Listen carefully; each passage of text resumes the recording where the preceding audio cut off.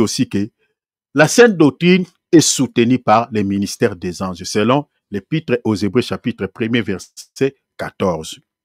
La Bible dit, ne sont-ils pas tous des esprits au service de Dieu? On parle des anges. La Bible dit, envoyés pour exercer un ministère en faveur de ceux qui doivent hériter du salut. Les anges de Dieu sont envoyés par qui? Par Dieu. Je vous avais dit, je vous parlerai également sur l'angéologie. L'angéologie qui est prêchée par les faux prophètes, c'est une fausse doctrine. Ici, on parlera l'angéologie selon la Bible. Parce que l'angéologie selon les faux prophètes, j'avais dit et je reprends, selon les faux prophètes, c'est-à-dire un homme de Dieu a le pouvoir d'activer les anges. Un homme de Dieu a le pouvoir de commander aux anges. Alors que selon la Bible, selon cette écriture que je vous ai donnée, l'Épître aux Hébreux, chapitre 1er, verset 14, la Bible dit, c'est Dieu qui envoie ses anges.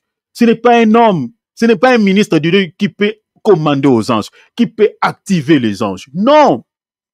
Je vous avais dit ici que si vous entendez dans une église un serviteur de Dieu qui dit que j'active maintenant les anges, je commande aux anges de guérison, de guérir les malades, aux anges de prospérité. Si vous entendez seulement cette phrase, c'est un kabbaliste, c'est un sataniste, c'est un sorcier, c'est un faux prophète. Parce que selon la parole de Dieu, aucun pasteur, aucun serviteur de Dieu n'a le pouvoir d'activer les anges, n'a le pouvoir de commander les anges. Selon cette pensée qu'on retrouve dans la Bible, c'est Dieu qui envoie ses anges, c'est Dieu qui commande ses anges, c'est Dieu qui active les anges.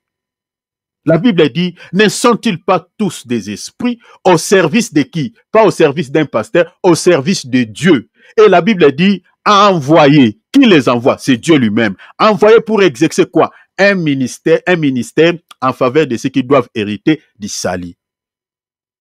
Les anges de Dieu sont envoyés pour accompagner ceux qui doivent hériter le salut. Or, dans l'Église, tout vrai ministre de Dieu, c'est un élu de Dieu. Il est appelé au salut. Je vous avais parlé ici que Dieu ne peut pas établir sur ce genre un ministre qui n'est pas élu sur ce genre. Dieu ne peut pas établir plutôt sur ces gens un ministre qui n'est pas sauvé. Parce que le premier travail que Dieu fait d'abord dans la vie de tout serviteur de Dieu avant de l'établir sur ces gens, c'est d'abord de pouvoir sauver sa vie, sauver son âme. Selon l'évangile de Luc, chapitre 1er, lisez d'abord verset 71 et puis 74. Vérifiez ça. Le premier appel que Dieu donne à tout celui qui a le ministère, c'est d'abord l'appel au salut et le deuxième appel, c'est l'appel au ministère. Dieu ne peut pas établir sur ces gens, sur ces enfants, un serviteur qui n'est pas sauvé. C'est pour cela, ici, je vous avais dit, quand vous entendez un serviteur de Dieu qui est impliqué dans l'impudicité, qui est mêlé dans l'escroquerie, qui est mêlé dans des scandales, bien aimés, ne vous posez pas 2, 3, 4 questions. La plupart des gens qui sont mêlés dans des scandales, qui font insulter le nom du Seigneur parmi les païens, ces gens-là sont des envoyés de Satan. Donc, ils sont impliqués dans des scandales, ils font ce genre de choses pour qu'on puisse nous mettre tous dans un même paquet. Pour qu'on dise, voilà, tous les serviteurs sont pareils, tous les serviteurs sont... Non, tous les serviteurs ne sont pas pareils. Maintenant, ces serviteurs-là, qui sont mêlés dans des scandales comme, par exemple, adultère avec des femmes d'auteur, bien aimé, la majorité, ce sont des faux prophètes. Je vous avais donné l'écriture ici. Les caractéristiques des faux prophètes, parmi les caractéristiques pour reconnaître un faux prophète, l'apôtre Pierre dit, ce sont des gens qui ont des yeux pleins d'adultère. Lisez l'épître de 2 Pierre, chapitre 1er, et puis lisez le verset 14. Ce sont des gens qui ont des yeux pleins d'adultère. Donc quand vous entendez un serviteur de Dieu impliqué dans l'impudicité, dans l'adultère, avec une sœur de l'église, bien aimée, je dis à 90%, c'est un faux prophète. Il y a des cas exceptionnels. Il y a des cas exceptionnels. Ou sur 10, je peux enlever 2 cas. Peut-être par la faiblesse, on ne connaît pas dans quelles circonstances cet homme de Dieu est tombé dans l'impudicité. Prenons par exemple le cas de Jimmy Swaggart, qui vient de nous quitter, que son âme repose en paix, c'est serviteur de Dieu qui a servi Dieu. Lui, il était tombé avec une prostituée et il avait expliqué de quelle manière. Et puis, il avait confessé publiquement, en pleurant. La vidéo se trouve sur la toile. Ce n'est pas comme les serviteurs que nous avons aujourd'hui. qui sont impliqués dans des scandales. Il n'est pas suspendu, il continue à prêcher, il continue à se justifier. Mais c'est terrible, c'est horrible ce qu'on voit aujourd'hui. Et là, c'est pour ça que je vous dis que ce sont des faux prophètes.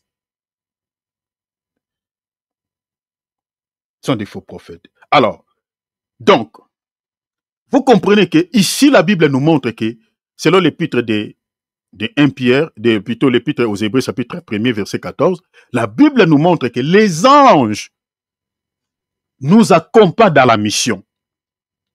Cela est vérifiable dans Apocalypse, chapitre 22, lisez les versets 6, lisez également 8 à 9. Vous allez voir ici, prenons par exemple dans les versets 9, je prends seulement le cas de cet ange, je lis le verset 8, c'est moi, Jean, qui ai entendu et vu ces choses. Et quand j'ai entendu et vu, je tombais au pied de qui? Au pied de l'ange qui me montrait, en d'autres termes, qui m'enseignait. Est-ce que vous voyez cela? Parce que dans les versets 6, cet ange a été envoyé, l'apôtre Jean dit, regardez, j'aimerais lire rapidement. Mon bien-aimé Philippe, je gagne le temps parce qu'on court avec le temps. Ici, regardez dans les versets 6, on dit, il me dit, c'est l'ange, il me dit, ces paroles sont certaines et véritables. Et le Seigneur, le Dieu des esprits des prophètes.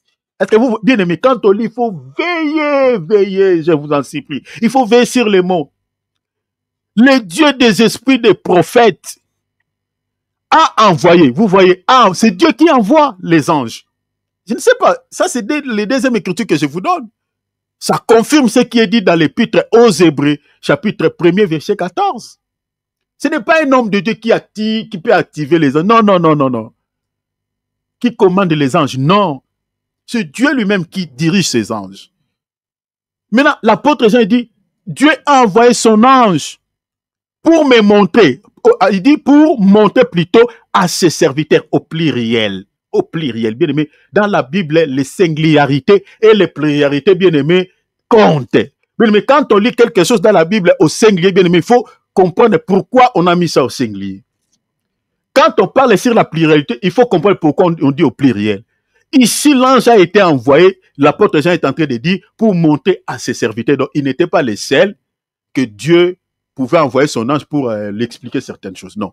Dieu envoyait, c'est-à-dire Dieu avait l'habitude d'envoyer ses anges pour révéler certaines choses à ses serviteurs. C'est pour ça que je vous dis que tout vrai ministre de Dieu, son ministère est soutenu par les anges. Tel que je prêche là, je ne prêche pas seul. Moi, déjà en particulier, je vous avais dit ici, le Seigneur a envoyé ses anges plusieurs fois, me révéler des choses. Je voyais des anges, pas une seule fois. Plusieurs fois, j'ai vu l'apparition des anges dans mes visions. Plusieurs fois, je vous dis. Tout vrai ministre de Dieu, son ministère est soutenu par les anges. C'est ça ce qui est dit ici dans Apocalypse 22, versets 6, 8 à 9. Donc, un vrai ministre de Dieu, qui a le Saint-Esprit, qui, au fait, qui est soutenu par les anges de Dieu, ne peut pas prêcher des fausses doctrines, ne peut pas donner de faux enseignements. Non. Je vous dis non. Et regardez, je lis directement les versets 8. Et c'est moi, Jean, qui ai entendu et vu ces choses. Et quand j'ai entendu et vu, je tombais au pied de l'ange qui me les montrait. En d'autres termes, qui me l'enseignait. Parce qu'il était venu pour enseigner. Jean, on lira cela tout à l'heure. Pour l'adorer. Maintenant, l'ange dit quoi? Regarde maintenant, c'est la réponse que l'ange a donnée à Jean qui nous intéresse ici. Mais il me dit, l'ange dit à Jean, garde-toi de les faire, je suis ton compagnon. Je suis ton compagnon de service. C'est pour cela les anges, je dis ici que les anges sont nos bien-aimés. C'est ça ce que Jésus a dit. Jésus dit, au ciel, on sera semblable aux anges. C'est-à-dire, les anges ont des corps incorruptibles. Vous comprenez? Nous aussi, nous allons porter des corps corruptibles. Donc, on sera semblable à eux. Est-ce que vous voyez cela?